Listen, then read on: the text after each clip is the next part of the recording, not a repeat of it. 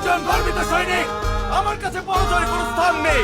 সবাই যেখানে থমকে দাঁড়ায় আমি সেখান থেকেই শুরু করি।